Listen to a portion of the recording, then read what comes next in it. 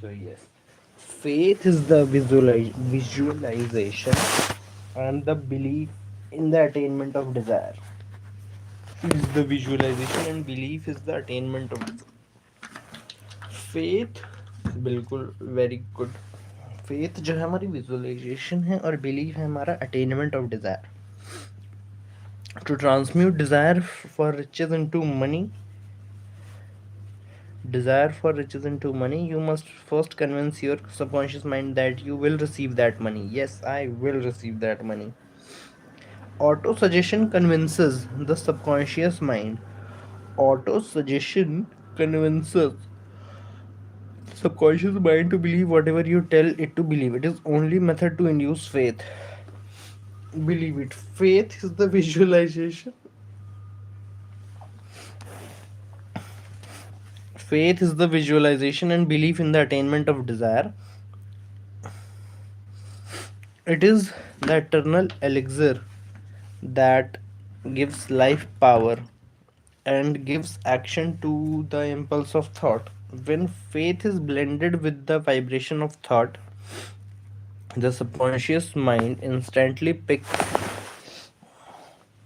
up the vibration, translates it into its spiritual equivalent, and transmits it to infinite intelligence. As in the case of prayer, the emotion of faith, love, and are the most powerful of all major positive emotions. When the three are blended, they have the effect of coloring the vibration of thought in such a way that it instantly reaches the subconscious mind, where it is changed into its spiritual equivalent, the only form that induces a response from infinite intelligence. Love and faith are psychic, related to the spiritual side of man, but can be transmuted from thoughts of physical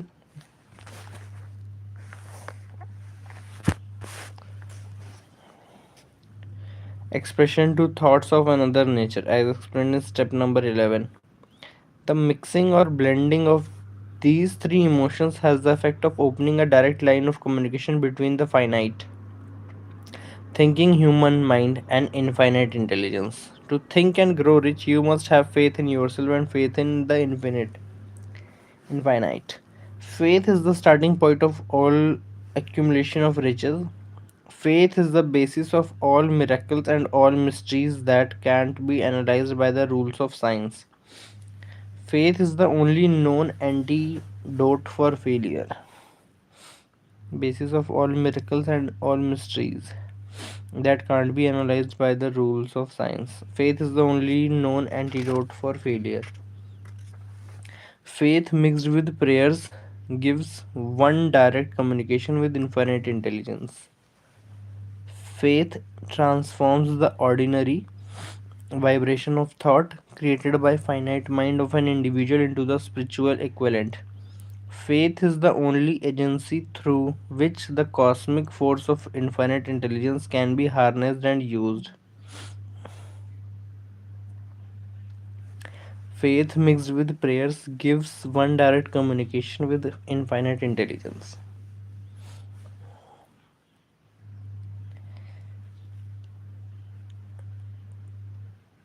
Prayers, ठीक है. Faith transforms the ordinary vibration of thought created by the finite mind of an individual into the spiritual equivalent. Faith is the only agency through which the cosmic force of infinite intelligence can be harnessed and used. Faith is the visualization and belief in the attainment of desire. It is the eternal elixir that gives life power and gives action to the impulse of thought.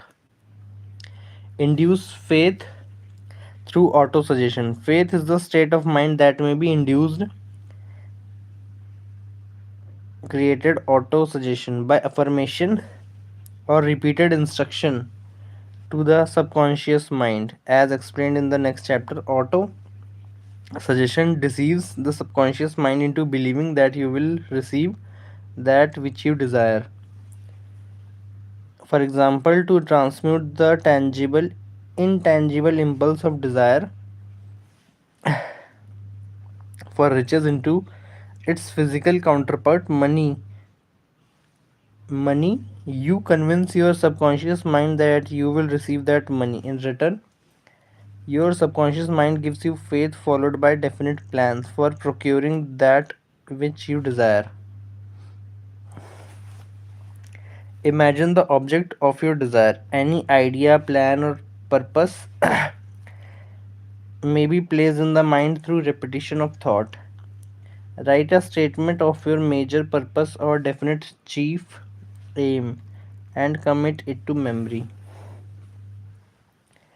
Intangible impulse of desire for riches into its physical counterpart, money. You conceive your subconscious mind that you will receive that money in return. Your subconscious mind gives you faith followed by definite plans for procuring that which you desire. Imagine the object of your desire. Any plan, idea, or purpose may be placed in the mind through repetition of thought. Write a statement of your major purpose or definite chief aim and commit it to memory. Repeat your statement of major purpose or definite chief aim in audible words day after day until these vibrations of sound have reached your subconscious mind. Conduct yourself just as you would if you are already in possession of the thing you desire. Perfection comes through practice. It can't come by merely reading instructions. Repetitions or of affirmations to your subconscious mind is the only known method to induce faith, nature positive emotions and eliminate negative emotions. Nature positive, acha, nurture positive emotion, eliminate negative emotions. The mind takes on the nature of the influences that dominate it. Understand this truth, and you will know why it is essential for you to nurture positive emotions and eliminate negative emotions. A mind dominated by positive emotions become a favorable abode for the state of mind known as faith. A mind so dominated may at will give the subconscious mind instructions,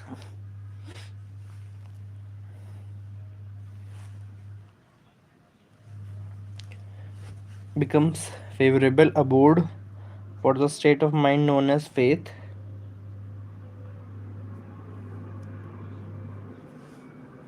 A mind so dominated may at will give the subconscious mind instructions which will accept and act upon immediately. Caution: the subconscious mind will translate into its physical equivalent a thought impulse of a negative or destructive nature just as readily as it will act upon thought impulses of a positive or constructive nature. This accounts for the strange phenomenon that so many millions of people experience, referred to as misfortune or bad luck.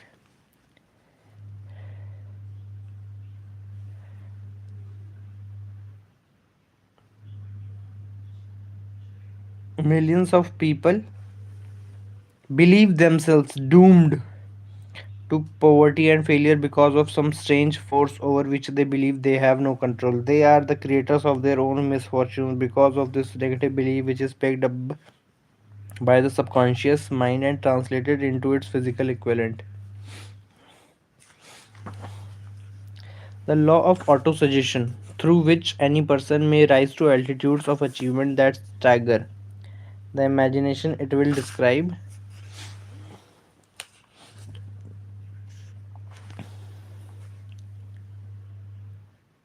the stagger the that is stagger the imagination. It will describe in the following verse: if you think you are beaten, you are.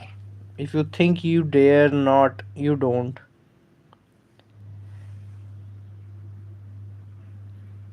You don't. If you like to win, but you think you cannot, it is almost certain you won't.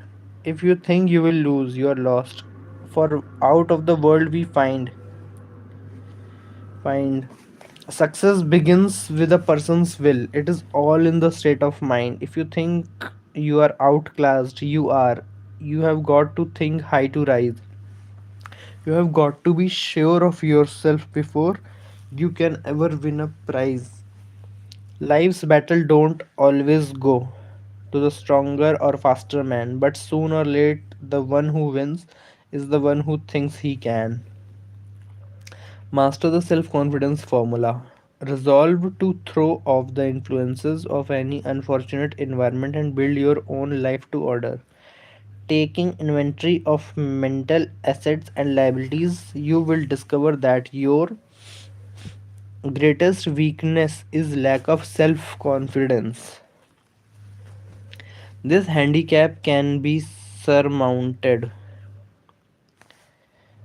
That your greatest weakness is lack of self confidence. The handicap can be surmounted and timidity translated into courage through the aid of the principle of auto suggestion. The application of this principle may be made through a simple arrangement of positive thought impulses stated in writing, memorized, and repeated until they become a part of the working equipment of subconscious faculty of your mind. As in the following self confidence formula, I know I have the ability to achieve the object of my definite purpose in life. Therefore, I demand myself persistent, continuous action towards its attainment.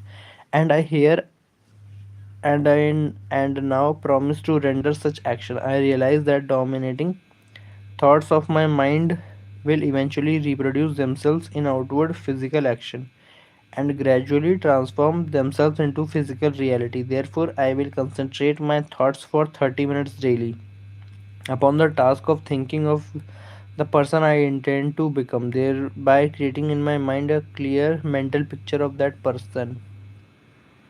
I know through the principle of autosuggestion, any desire that I persistently hold in my mind will eventually seek expression through some practical means of attaining the object back of it. Therefore, I will devote 10 minutes daily to demanding of myself the development of self confidence. I have clearly written down a description of my definite chief aim in life, and I will never stop trying until I have developed sufficient self confidence to attain it. I fully realize that no wealth or position can long endure unless built upon truth and justice. Therefore, I will engage in no transaction that does not benefit or whom it affects. I will succeed by attracting to myself the forces I wish to use and cooperation of other people. I will induce others to serve me by my willingness to serve others. I will eliminate hatred, envy, jealousy, selfishness, and cynicism. What is cynicism? Cynical. चार चराग तेरे बरन हमेशा.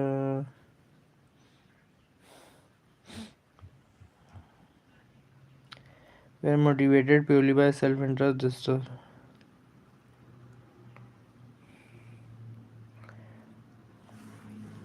अच्छा, basically skeptical.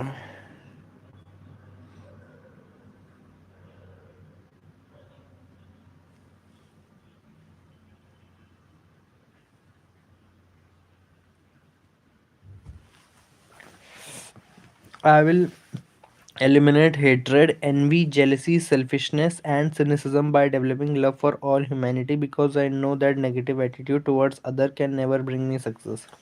I will cause others to believe in me because I will believe in them and in myself. I will sign my name to this formula, commit it to memory, and repeat it aloud once a day with full faith and that it will gradually influence my thoughts and actions so that I will become a self-reliant and successful person. Your greatest weakness is lack of self-confidence.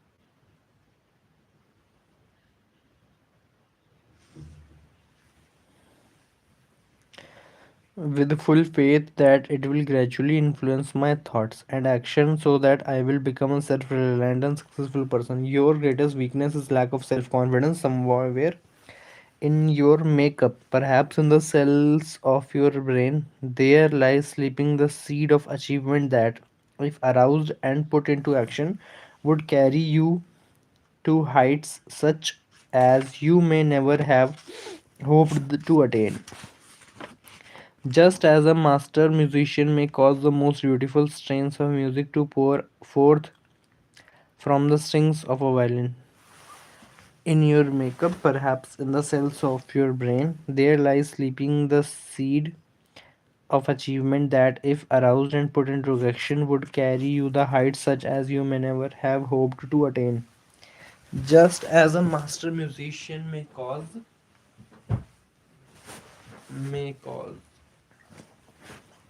cynical.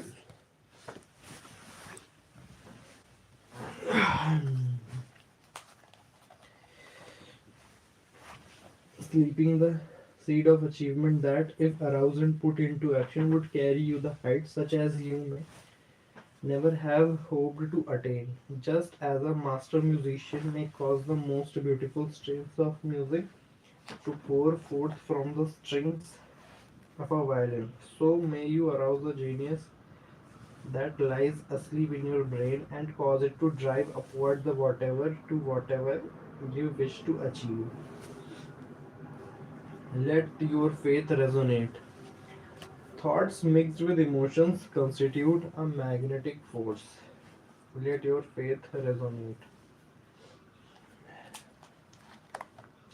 Thoughts mixed with emotions constitute a magnetic force which attracts from the vibrations of the ether. Other similar or related thoughts, a thought thus magnetized with emotion may be compared to a seed that, when planted in fertile soil, germinates, grows, and multiplies itself over again until that which was originally one small seed becomes countless millions of seeds of the same kind. Thoughts mixed with emotions constitute a magnetic force which attracts from the vibration of the ether.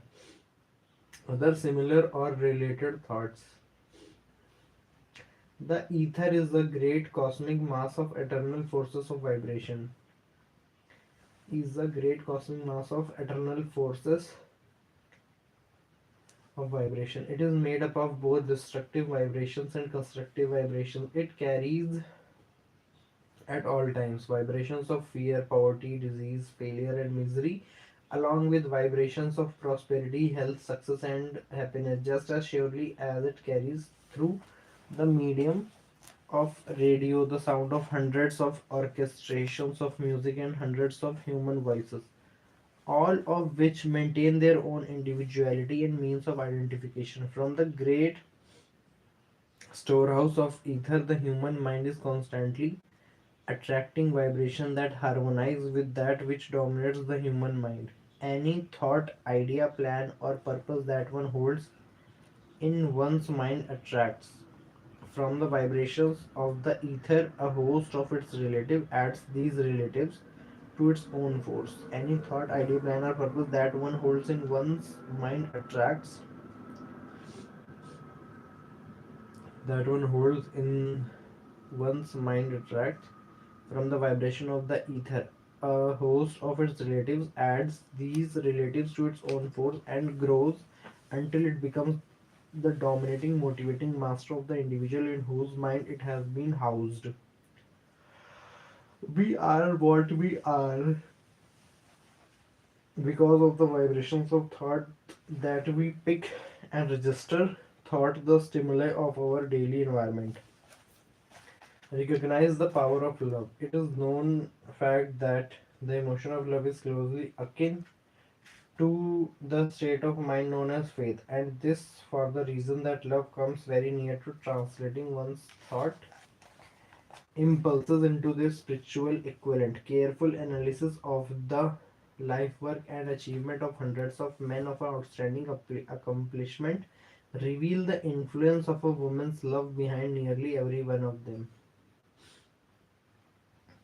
The emotion of love in the human heart and brain creates a favorable field of magnetic attraction that causes an influx of the higher and finer vibration afloat in the ether.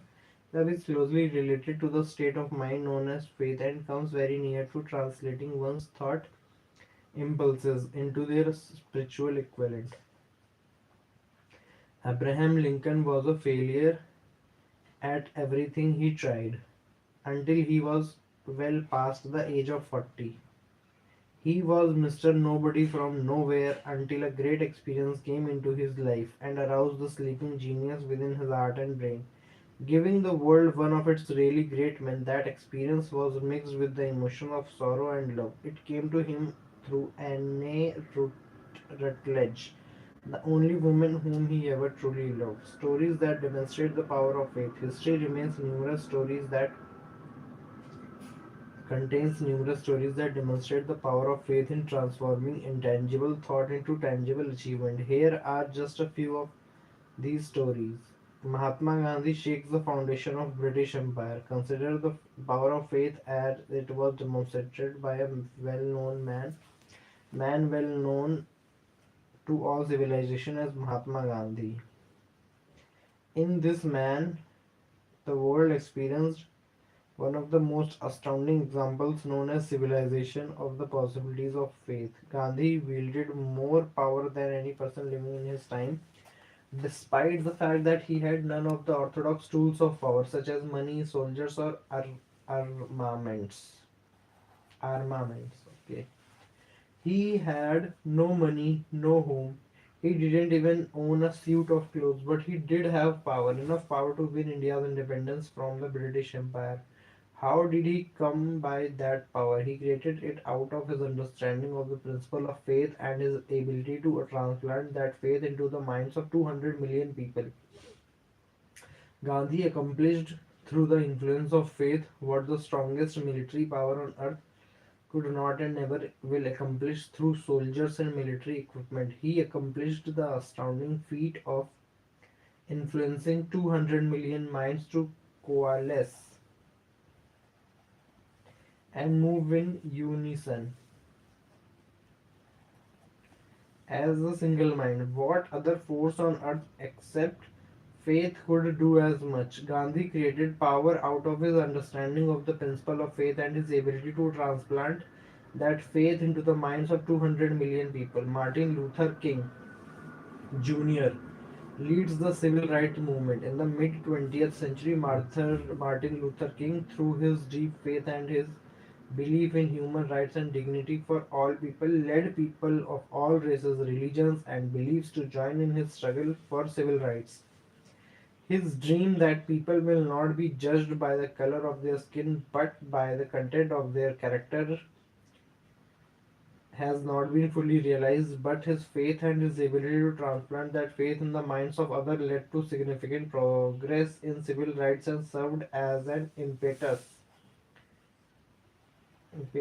to keep striving for his achievement.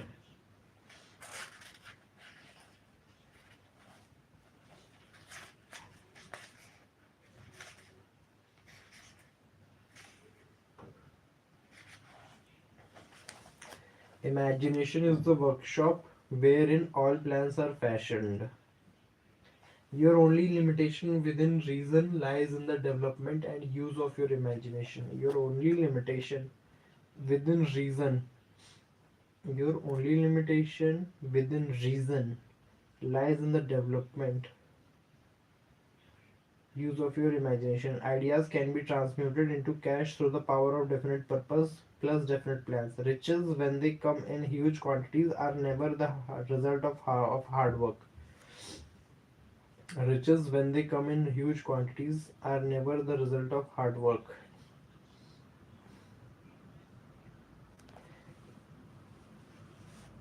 Never the result of hard work.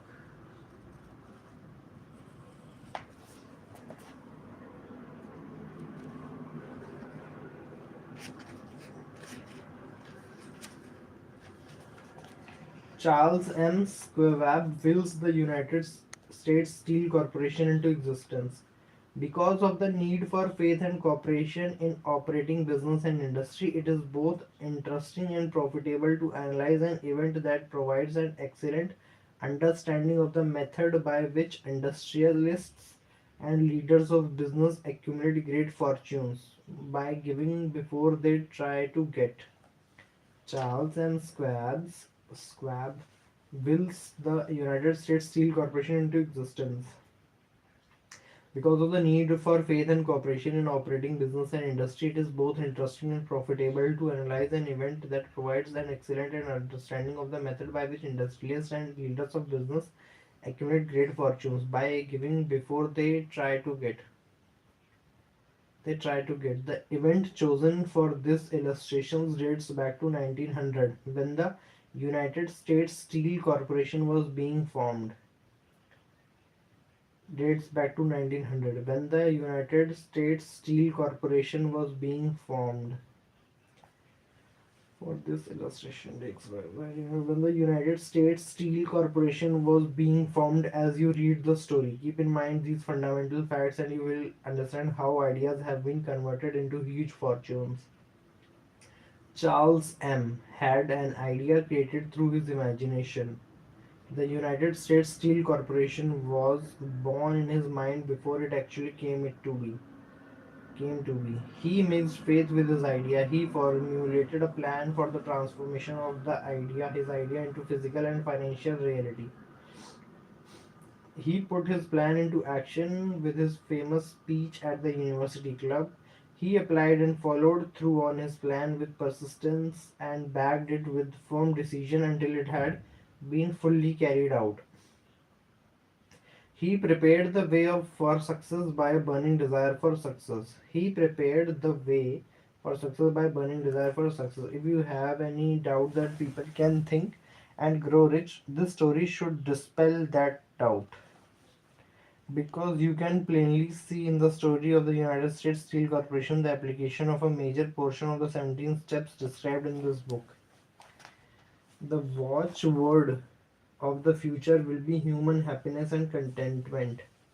When this state of mind is attained, the production will take care of itself more effectively than anything that has ever been accomplished, where people did not and could not mix faith and individual interest with their labor. John Lowell in the New York World Telegram told this astounding description of the power of an idea and permitted it to be reprinted here. A pretty after dinner speech for $1 billion.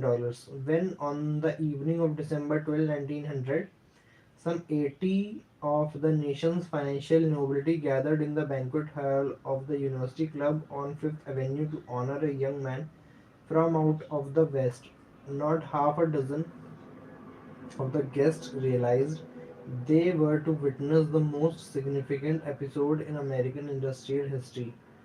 J. Edward Simons and Charles Stewart Smith, their hearts full of gratitude for the lavish hospitality bestowed on them by Charles M. Schwab during the recent visit to Pittsburgh, had arranged the dinner to introduce the 30-year-old steel man to Eastern banking society. But they didn't expect him to stampede the convention. They warned him, in fact, that the bosoms within New York stuffed shirts would not be responsive to oratory, and that if he didn't want to bore the Steelymans and Harrymans and Vanderbilts, he had better limit himself to 15 or 20 minutes of polite vaporings and let it go at that.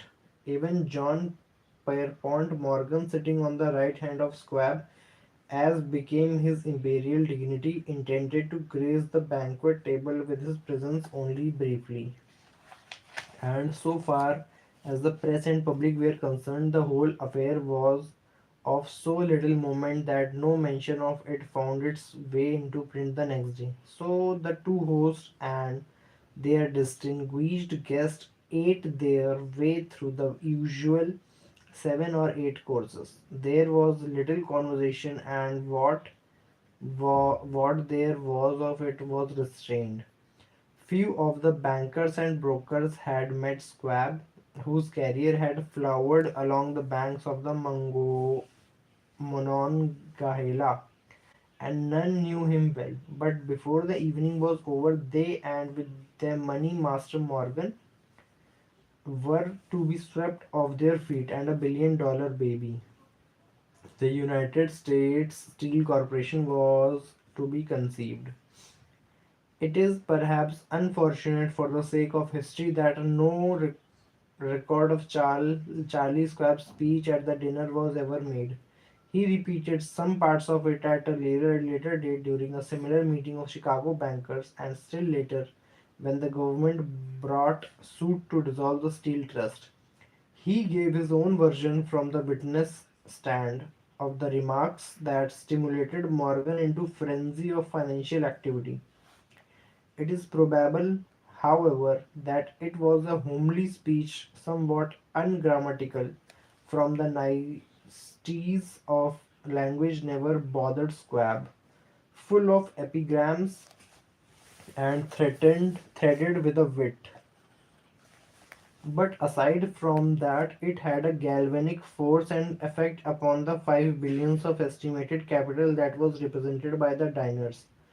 After it was over and the gathering was still under its spell, although Squab had talked for 90 minutes, Morgan led the orator to a recessed window where, dangling their legs from the high, uncomfortable seat, they talked for an hour more. The magic of the Squab personality had been turned on full force, but what was more important and lasting was the full-fledged, clear-cut program aggrandizement of steel. He laid down for the aggrandizement of steel. Many other men had tried to interest Morgan in slapping together a steel trust after the pattern of biscuit, wire and hoop, sugar, rubber, whiskey, oil or chewing gum combinations. John W. Gates, the gambler, had urged it, but Morgan distrusted him. The Murray boys, Bill and Jim, Chicago stock jobbers, who had glued together a match trust and a cracker corporation, had urged it and failed. Albert H. Gary, the sanctimonious country lawyer, wanted to foster it, but he wasn't big enough to be impressive. Until Scrapp's eloquence took J.P. Morgan to the heights from which he could visualize the solid results of the most daring financial undertaking ever conceived. The project was regarded as a delirious dream of easy money crackpots. The financial magnetism that began a generation ago to attract thousands of small and sometimes inefficiently managed companies into large and competition crushing combination had become operative in the steel world through the devices of that jovial business pirate, John W. Gates. Gates already had formed the American Steel and Wire Company out of the chain of small concerns, and together with Morgan had created a federal steel company. The National Tube and American Bridge Companies were two more Morgan concerns, and the Murray brothers had forsaken the match and cookie business to form the American group, tin plate, steel hoop, sheet steel, and the National Steel Company. But by side of Andrew Carnegie, gigantic vertical trust, a trust owned and operated by 53 partners, those other combinations were picayune. They might combine to their heart's content, but the whole lot of them couldn't make a dent in the Carnage organization, and Morgan knew it. The eccentric old Scot knew it too. From the magnificent heights of Skibo Castle he had viewed, first with amusement and then with resentment, the attempts of Morgan's smaller companies to cut into his business. When the attempts became too bold, Carnage's temper was translated into anger and retaliation. He decided to duplicate every mill owned by his rivals. Hitherto, He had not been interested in wire, pipe, hoops, or sheet. Instead, he was content to sell such companies the raw steel and let them work it into whatever shape they wanted. Now, with Squab as his chief and able lieutenant, he planned to drive his enemies to the wall. So it was that in the speech of Charles M. Squab, Morgan saw the answer to his problem of combination. A trust without carnage, giant of them all, would be no trust at all. A plum pudding, as one writer said. Without the plums, Squab's speech on the night of December 12, 1900, undoubtedly carried the inference, though not the pledge, that the vast carnage enterprise could be brought under the Morgan tent. He talked of the world future for steel, of reorganization for efficiency, of specialization, of the scrapping of unsuccessful mills, and concentration of effort on the flourishing properties of economies in the ore traffic, of economies in overhead and administrative departments, of capturing foreign markets. More than that, he told the buccaneers among them wherein lay the errors of their customary piracy. Their purposes, he inferred, had been to create monopolies, raise prices, and pay themselves fat dividends out of privilege. Squabs condemned the system in his heartiest manner, the short sightedness of such a policy. He told his hearers lay in the fact that it restricted the market in an era when everything cried for expansion. By cheapening the cost of steel, he argued an ever expanding market would be created, more uses for steel would be devised, and a goodly portion of the world goods good of the world trade could be captured. All actually through though he did not know it, Squab was an apostle of modern mass production. So the dinner at the University Club came to an end. Morgan went home to think about Squab's rosy predictions. Squab went back to Pittsburgh to run the steel business for Andrew Carnegie, while Gary and the rest went back to their stock tickers to fiddle around it in anticipation of the next move. It was not long coming. It took Morgan about 1 week to digest the feast of reasons Quaban had placed before him. When he had assured himself that no financial indigestion was to result, he sent for Squab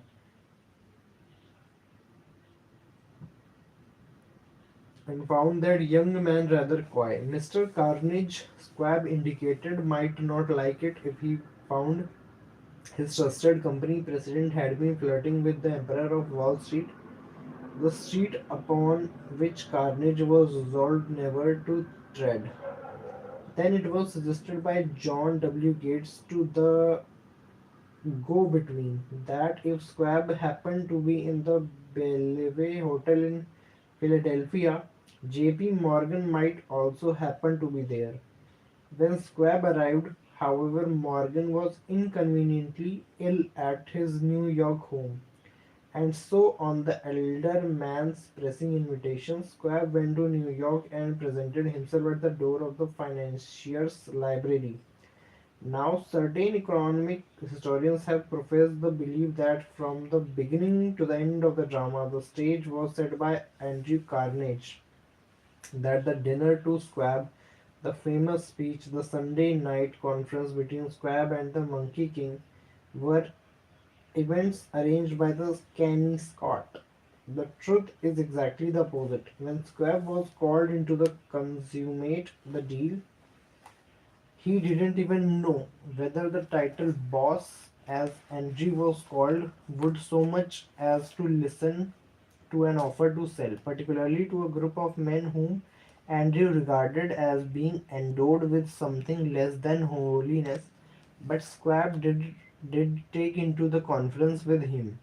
In his own handwriting, 6 sheets of copper plate figures representing to his mind the physical worth and the potential earning capacity of every steel company he regarded as an essential star in the new metal firmament. Firmament.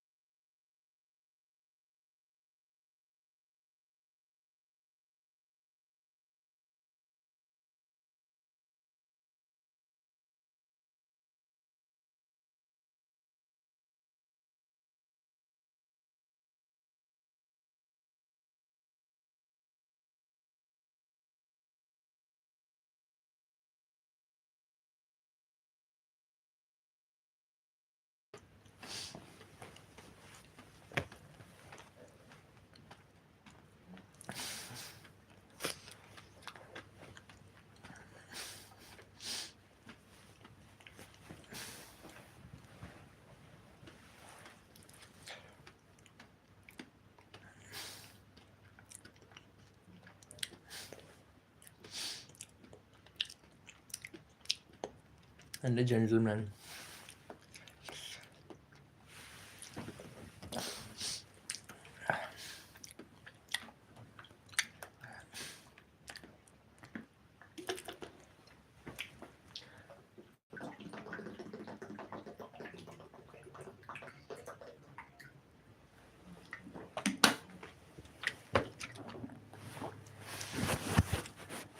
भाइयों दे रहा है दुरुस्त आए.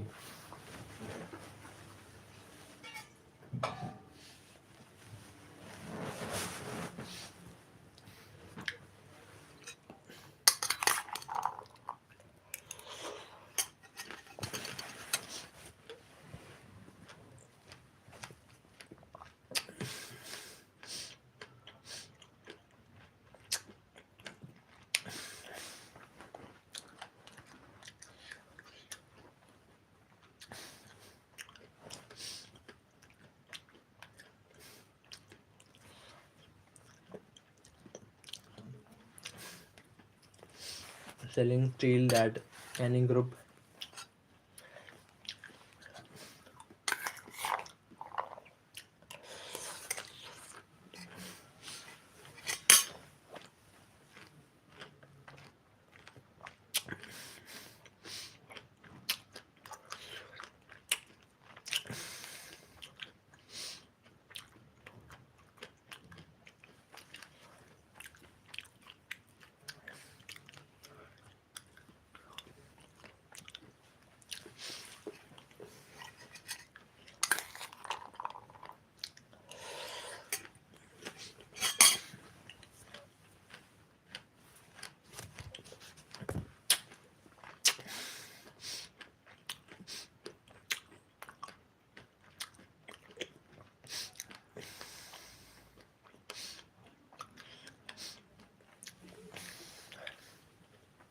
Dawn came.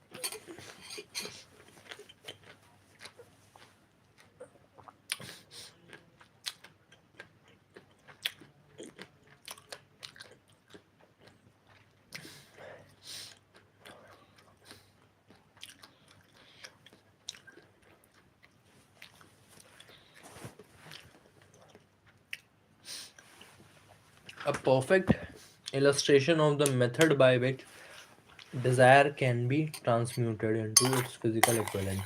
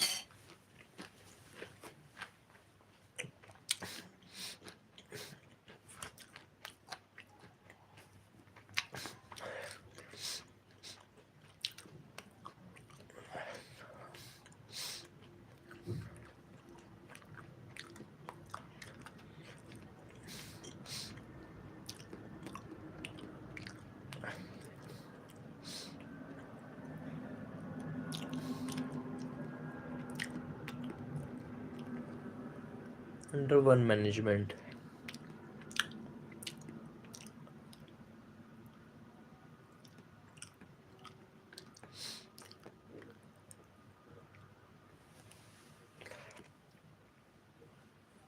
Their words, Charles M. Schwab's ideas, plus the faith with which he conveyed it to minds of J.P. Morgan and the others, was marketed for a profit of approximately not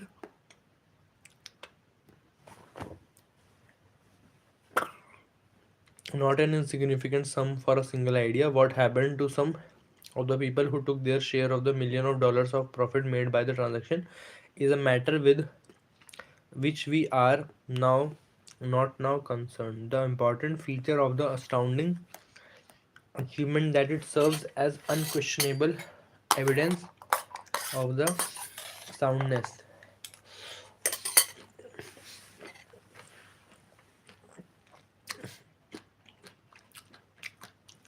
warp of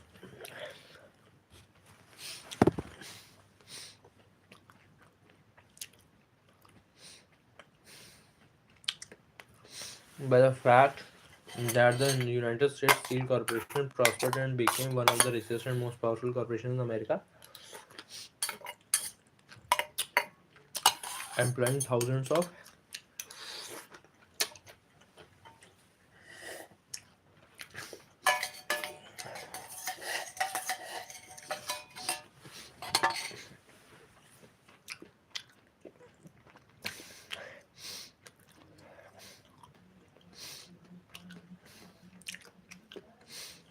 riches begin in the form of thought.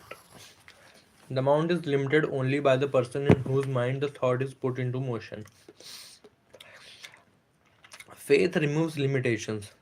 Remember this when you are ready to bargain with life for whatever it is what you ask as your price for having passed this way.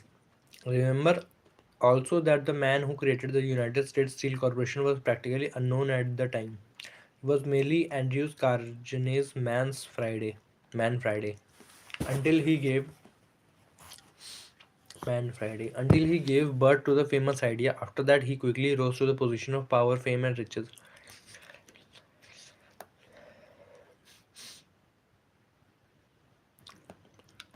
Faith removes limitations.